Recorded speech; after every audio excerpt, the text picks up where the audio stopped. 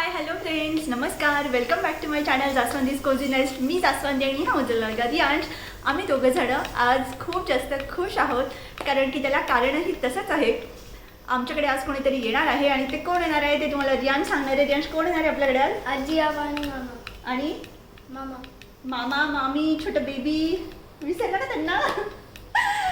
तर ॲक्च्युली आम्ही इतक्या लांब राहतो, म्हणजे याआधी पण आम्ही दिल्ली NCRमध्ये राहत होतो. तर आमच्याकडे ना पाहुणे येणं हा प्रकार म्हणजे अगदी नाहीच आहे. सासरी पण माझ्या नणंदबाई वगैरे आहेत, तर त्यांची मुलं मोठी आहेत, कॉलेजला असतात. तर मग त्याच्यामुळे त्यांचं ट्युशन वगैरे त्यांना इतक्या लांब येणं जमत नाही. तर आम्ही त्यांना जात असतो भेटायला. आणि माझ्या सासऱ्यांनाही इतक्या लांबचा जो प्रवास आहे तो एकटा त्यांना शक्य नाही होत. मग ते दिराकडे असतात माझ्या किंवा गावी असतात, तर आम्हीच त्यांना सगळ्यांना भेटायला नेहमी जात असतो. आणि माझे आईवडील जे आहेत तर त्यांनाही इतक्या लांबचा प्रवास करणं म्हणजे फारच अवघड व्हायचं. आधी अगदी महिनाभर आधी प्लॅनिंग करावं लागायचं. आणि आता योगायोग असा झाला आहे की मी आणि माझा भाऊ मी दोघंही एका शहरात राहतो आहे. तर आमचे आईवडील तर फार जास्त खुश आहेत. त्यांना खूपच छान वाटतं आहे की एकाच वेळेस आम्हाला दोघांनाही भेटता येतं त्यांना.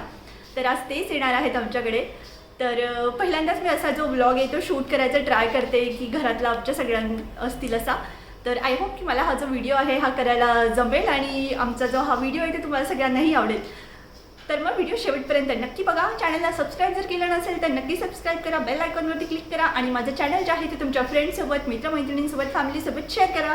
Let's get started. सगळ्यात पहिले मी गेस्ट बेडरूम आवरायला घेतला.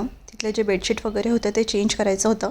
तसं तर काही खराब झालं नव्हतं कारण यूजच नाही केलं, पण म्हटलं धूळ बरीच येते तर धुळीने तर खराबच झालं असेल, डस्ट असेल, म्हणून मग ते बेडशीट चेंज केलं.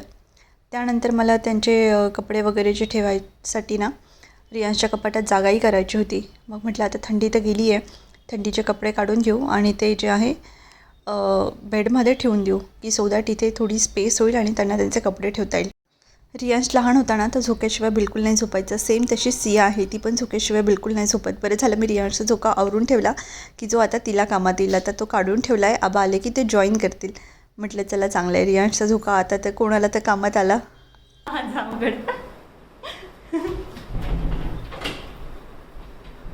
हळूहळू आले.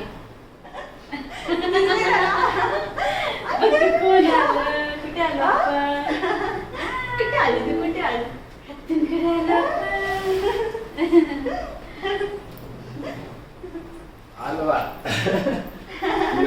केव्हाचा मी वाट बघत होता तो तुमची. बघतो गेला ना, मग गेली ना जांभूळ गेली, मग म्हटलं तर पण घालत जा. झोप आलेली. ते पण काय करते आपण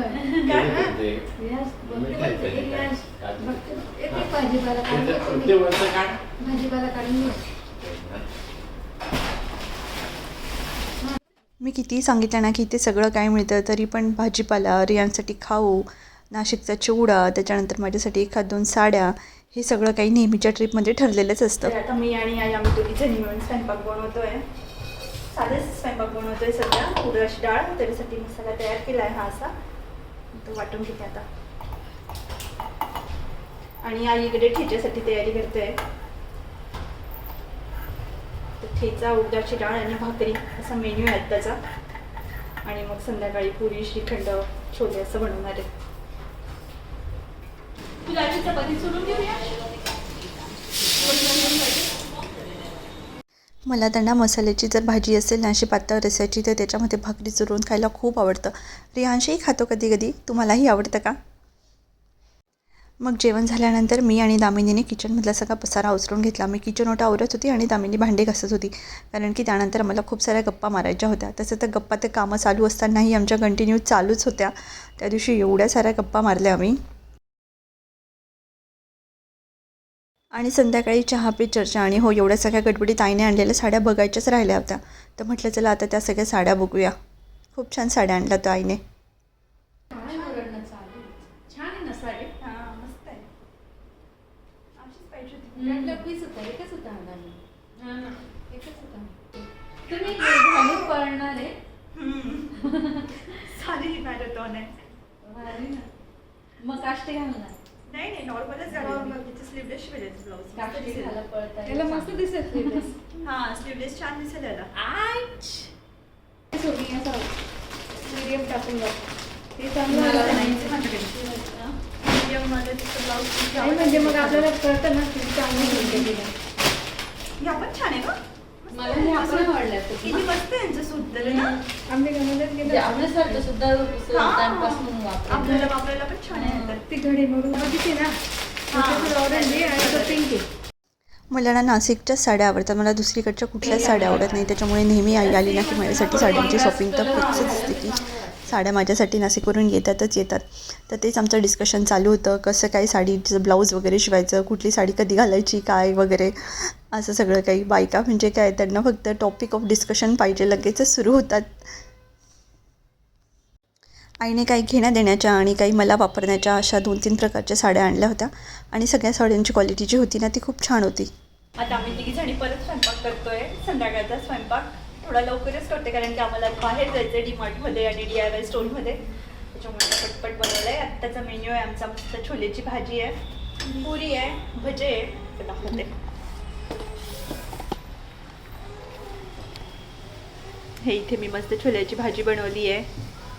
आई आणि दामिनी दोघी जणी पुऱ्या बनवत आहे. आणि मागे तुम्हाला आमचा सगळ्या किचन मधला पसारा दिसत असेल. आता आमचं प्लॅनिंग चालू आहे की उन्हाळ्याच्या वाळवणाचं काय काय करायचं. आता आई रिटायर झाली आहे, आईने आमच्यावर जबाबदारी टाकली आहे की तुम्हाला दोघींना काय बनवायचं ते बनवा. आणि मग आई आम्हाला गायडन्स देईल आणि आता आम्हाला दोघींना बनवायचं आहे. आम्ही दोघं बनवू. म्हणजे कसं काय करायचं. आता आम्ही सगळे बाहेर निघालो आहे. आमच्या घराजवळच इथे DIY स्टोर आहे. तर तिथे इथे दामिनी माझ्यासोबत, छोटीशी सिया, मी आणि इकडे आई आहे पुढे बसलेली आहे आणि आम्हाला घेऊन जातोय माझा भाऊ आनंद. हा इकडे आनंद आहे. आणि आबा म्हणजे माझे वडील, रियांश आणि दीपक, ते तिघं पण घरीच आहे. त्या तिघांना पण काही यायचं नव्हतं, त्यांना घरी आराम करायचा होता. म्हटलं ठीक आहे तुम्ही तिघं आराम करा, आम्ही जाऊन येतो. तर आता बघतो आता मला पटपट काय काय शॉपिंग करता येतं तिथे. त्यानंतर लगेचच पोहोचलो आम्ही DIY स्टोअरमध्ये. इथे नाव बघितलं, गुजरातीमध्ये पण मेन्शन आहे. आणि मग गेल्यानंतर तर काय बस आमची एक एक गोष्टीची खरेदी सुरू झाली. हे काय ते काय, चला बघूया. DIY स्टोअरमध्ये तुम्हाला व्हरायटी ऑफ आयटम्स मिळतात आणि फार युनिक गोष्टी पण मिळतात. काही थोड्या प्रायझी असतात, काही अफोर्डेबलही असतात. काही प्रमोशन नाही करत आहे मी इथे, पण डेफिनेटली तुम्ही तिथे गेला तर एक नाही गोष्ट तर तुम्ही नक्कीच घेऊन याल. जसं मी केलं की मला काहीच नव्हतं घ्यायचं तरी पण मी थोडंफार सामान इथे परचेसच केलं. हे डस्टबिन बघा किती क्यूट आहे ना. तर तुम्ही कसं रेजिस्ट करणार शॉपिंगपासून स्वतःला. घरी आल्यानंतर मग लगेचच जेवायला बसलो कारण की घरी येता थोडा लेट झालं होतं. दीपकही ऑफिसमधून आले होते. मग पटकन सगळ्यांना जेवायला वाढलं आणि मग असे सगळेजण आम्ही जेवण करत होते. जेवण झाल्यानंतर रियांश सियाला त्याच्या लहानपणीची एक एक खेळणी जी होती ते काढून दाखवत होते. त्याचे सगळे खेळणे अगदी व्यवस्थित ठेवले आणि त्यात सियालाही कामात येत आहे. म्हटलं चला चांगलं आहे, कोणाला तरी उपयोगात येत आहे हे खेळणे. दाखव तुला काय मिळालं. अच्छा, ऍपल दाखव ना. त्याचं बॉल पण तर होतं ना आपल्याकडे, पण आता ते सगळे नसतील आता ते.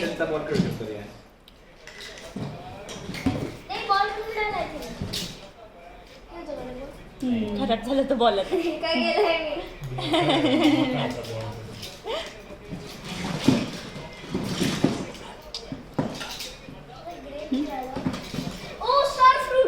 हा, स्टार फ्रूट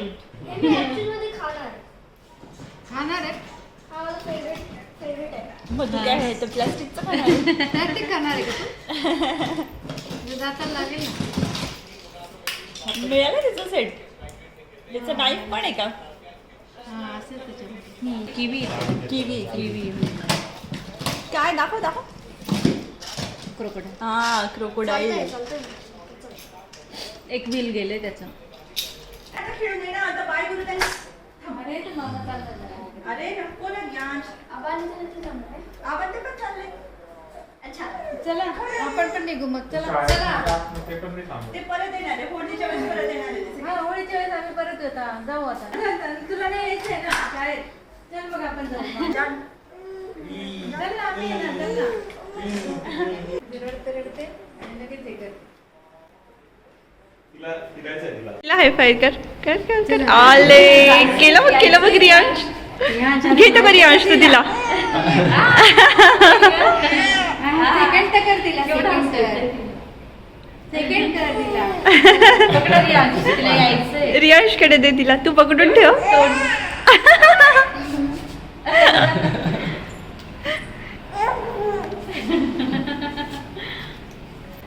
चाली तू